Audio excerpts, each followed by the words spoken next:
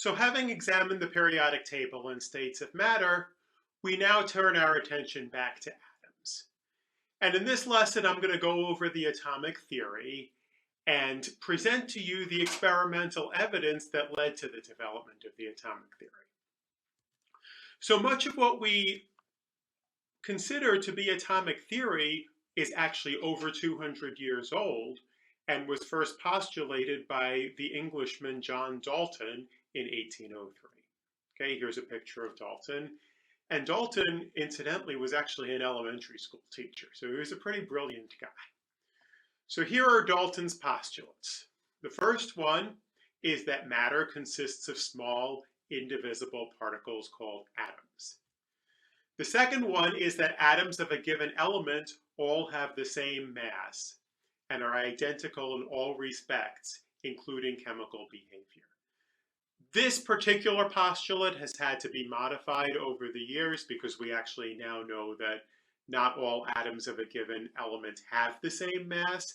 There are such things as isotopes, which are elements where you have multiple different masses, and we'll get to that shortly. But atoms are virtually identical in terms of their chemical behavior. There are slight differences in isotopes. Then the atoms of different chemical elements differ in mass and in chemical behavior. Then compounds are formed by the chemical combination of two or more elements in small whole number ratios.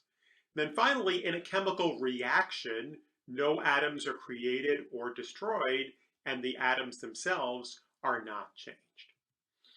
Okay, so in chemistry, theories such as this are actually an attempt to explain experimental observations. In most of chemistry, the experimental observations come first, and then the theories try to systematize and explain those observations.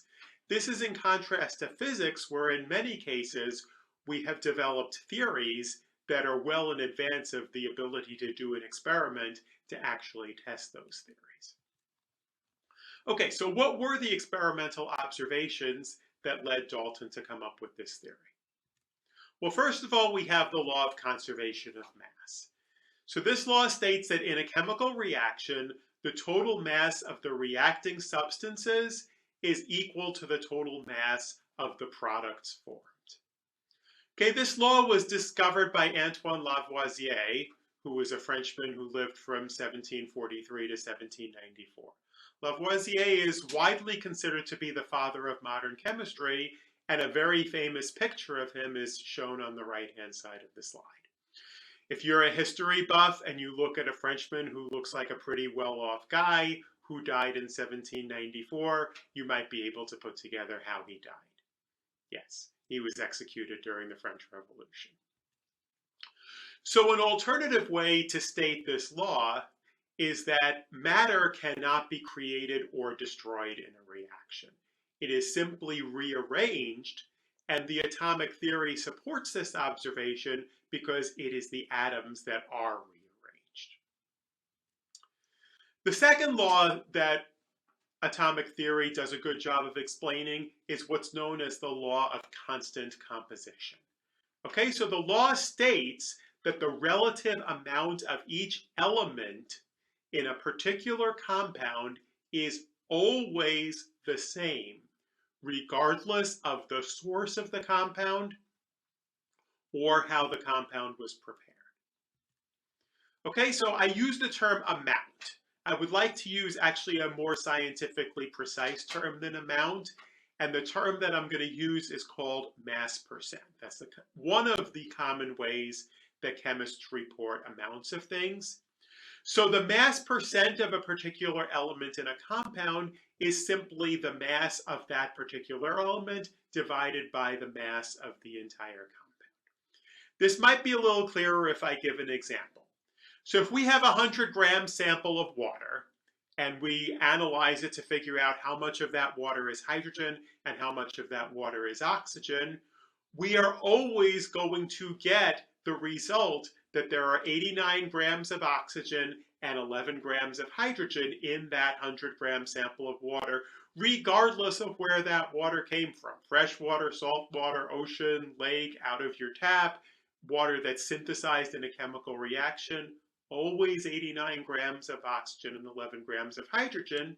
So then the way we say that is that water is 89% oxygen by mass and 11% hydrogen by mass. So the interpretation of this is that there are the same number of atoms of hydrogen and the same number of atoms of oxygen in each water molecule. Okay, so I think this is a cool aside, and I'm just going to take you down here for a second. So the human body, of course, is not a compound, it is a mixture. And a mixture is simply a collection of many different compounds that are not linked together by chemical bonds. But the human body is something that many of you care about, especially if you may someday think you want to go to medical school. So what if we applied the concept of mass percent to the human body? What would we come up with? Well, here's the answer. So your body is 61% oxygen by mass, 23% carbon, 10% hydrogen, 2.6% nitrogen, 1.4% calcium, 1.1% phosphorus, and then every other element in the periodic table is less than 1% of the mass of the human body. So think about this. You probably know that the human body is mostly water, and we've already established that oxygen is the majority of the mass of water, so it should not come as a surprise to you that oxygen is the number one element. The body also consists of many organic molecules, so proteins, carbohydrates, fats, nucleic acids, they're all organic molecules. Organic molecules consist of carbon and hydrogen, and in the case of some of these types of molecules, also oxygen and nitrogen. Okay, so that's where those elements are coming from. Then the calcium and the phosphorus, they show up in a number of different contexts in your body, but they are some of the major constituents of bones. And then sulfur shows up in a couple of your amino acids. That's the next one down on the list. And then the rest of them are all ions, potassium, sodium, chlorine. They're ions that move around in your body, and having the proper amount of each of them in the proper place dictates the ability to carry out most of life's functions. Okay, the final law in support of the atomic theory is what we call the law of multiple proportions. Okay, so frequently more than one compound can be prepared through the combination of two elements. Okay, and we'll look at an example of this in a minute.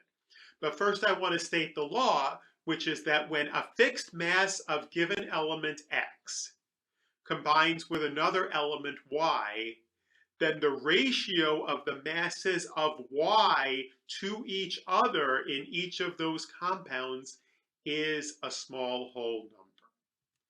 Okay, so the example that I want to give you involves carbon and oxygen. So carbon and oxygen can combine together in their elemental forms and form two different compounds.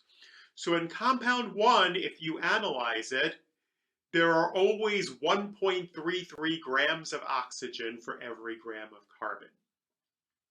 And in compound 2, there are always 2.66 grams of oxygen for every gram of carbon.